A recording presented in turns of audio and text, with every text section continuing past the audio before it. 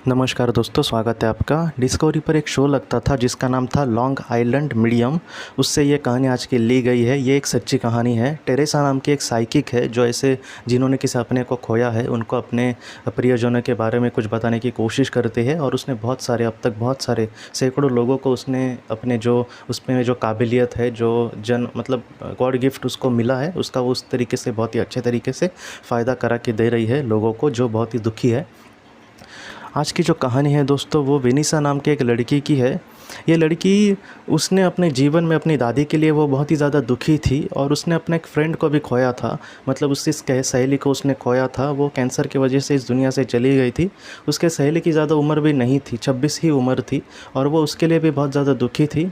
और क्या हुआ दोस्तों कि जब साइकिक जो है टेरेसा उसने उसको जो भी संदेश थे वो देने जब शुरू किए तब सबसे पहले उसकी दादी उसके पास आई टेरेसा के पास और उसने उसको कुछ संदेश दिए।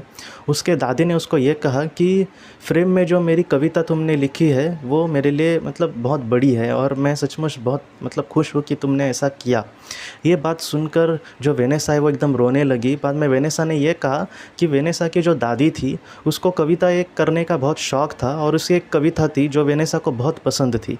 तो इस वजह से वेनेसा ने क्या किया, वो बड़े अक्षरों में लिखी कविता एक पेपर में और उसकी प्रिंट कराई और उस प्रिंट को उसने फ्रेम करके दीवार पर लगाया था। तो ये जो कविता थी वो बहुत ही सुंदर थी, ऐसे वेनेसा कहती है। इस वजह से उसको वो मतलब उसने कहा कि वो हमेशा उसके नज़रों के सामने रहे। सिर्फ कविता ही नहीं बल्कि कहीं ना कहीं उसके दादी की भी वो एक याद थी। तो इस वजह से भी वो बहुत खुश थी उस कविता को लेकर। लेकिन ये जब बात मतलब उसकी दादी को अपने आप पता चली थी जो भी वो उसने किया, तो इस वजह से उसने भी कहा कि मैं सचमुच तुमसे बहुत प्यार करती हूँ कि तुमने मेरी एक कोई सी एक चीज़ को हमेशा के लिए अपने मतलब संजो कर रखा है और मैं हमेशा तुम्हारे साथ हूँ। तुम ऐसा मत सोचना कि हमेशा के लिए हम बिछड़े हैं, हमारी ज़रूर मुलाकात होगी, लेकिन तुम हमेशा सच में सुखी से रहना क्योंकि मेरा जो तुम्हारे लिए जो प्यार है वो बहुत बड़ा है। मतलब बहुत प्यार करती थी आज भी दादी उनसे। बाद में उसकी जो फ्रेंड थी, जो उसकी सहेली थी वेनेसा की, जिसका नाम इसमें कहा नहीं है, लेकिन उसने ये कहा कि वो 26 ईयर्स की जब थी वो इस दुनिया से चली गई थी कैंसर के वजह से। उसके दोस्त ने दोस्तों वेनेसा को ये कहा कि मेरे जीवन में मैं ज़्यादा कर तुम्हारे लिए कुछ भी नहीं कर पाई, लेकिन तुमने अपना वक्त छोड़कर या फिर अपना काम को छोड़कर भी मेरी बहुत मदद की। मैं सचमुच दिल से तुम्हारा इसलिए शुक्रिया अदा करती हूँ। और वेनेसा के फ्रेंड ने ये कहा कि मैं हमेशा तुम्हारे साथ हूँ, ऐसा नहीं है कि ये हमारा इसी जन्म का रिश्ता था। वेनेसा के उस दोस्त ने उसको ये कहा है कि हम पहले भी एक दूसरे के बहुत करीबी रह चुके हैं। उसने कहा कि हम एक जन्म में बहन भी थे और इस जीवन में हम बहुत ही करीबी फ्रेंड थे, लेकिन इस जीवन में मुझे ज़्यादा मतलब जीवन नहीं मिला था क्योंकि मेरी आत्मा के लिए वो मतलब मैंने चयन किया था। लेकिन एक जन्म में हम ज़रूर बहुत ही अच्छा जीवन बिता सकेंगे और हम हमेशा एक साथ हैं। ये खुद वेनेसा के फ्रेंड ने, वेनेसा के सहेली ने उसको कहा। ये जो दो बातें हैं आज की उसकी दादी ने कही हुई और उसके सहेली ने कही हुई, वो हमें ये सिखाती है कि हमारे जो अपने हैं दोस्तों वो हमेशा के लिए हमसे बिछड़ते नहीं हैं। जो हमारे दिल के करीब लोग हैं वो कोई भी हो सकते हैं, वो हमारे परिवार के लोग हो सकते हैं, कोई हमारे दोस्त भी हो सकते हैं, कोई पड़ोसी भी हो सकते हैं।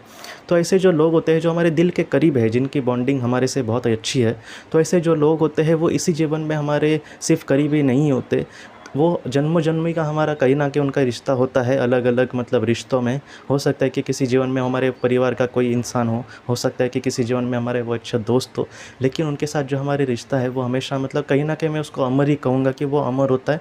और दूसरी बात, हम उनसे फिर से मिलेंगे आत्मलोक में या फिर और भी उनके साथ जन्म ज़रूर ले सकेंगे। तो इसके लिए भी आप प्लीज़ चिंता मत करना दोस्तों। अपने जो दुखी लोग हैं, ये जो सारे वाक़या मैं आपके सामने बस इसलिए ला रहा हूँ क्योंकि बहुत लोग आज भी मतलब दुखी होते हैं। मुझे भी पता है अगर किसी माँ ने अगर अपने बेटे को बेटी को खोया है तो वो दुःख कभी भी कम नहीं होगा, मुझे पता है। तो इसलिए मतलब एक छोटी सी बस एक कोशिश ऐसी है कि जो सच्चे वाक़या है मैं आपके सामने लाऊँ और कहीं ना कहीं आपके दिल में जो दुःख है वो कहीं ना कहीं दूर करने की कोशिश करूं। तो ये जो सारी चीज़ें कर रहा हूँ वो बस इसलिए है दोस्तों। तो इसलिए ये सारी जो कहानियाँ हैं वो एक सच्ची कहानी है, इसलिए मैं आपको ज़्यादा मतलब गंभीरता से कहने की कोशिश कर रहा हूँ कि इन सारी चीज़ों को आप अपने मतलब एक अपने से मतलब जोड़ कर देखें कि हाँ उसके साथ ऐसा हुआ होता और मेरे साथ भी कुछ ऐसा ही हुआ है, तो मेरे भी जो अपने हैं वो मुझसे ऐसा ही कुछ कहेंगे।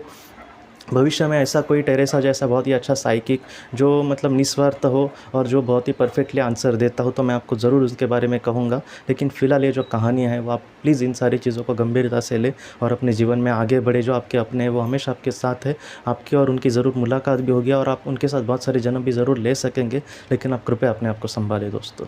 तो दोस्तों, हम अपनी अगली वीडियो में मिलते हैं। आप अपना अपने परिवार का ख्याल रखना। आपका बहुत बहुत धन्यवाद।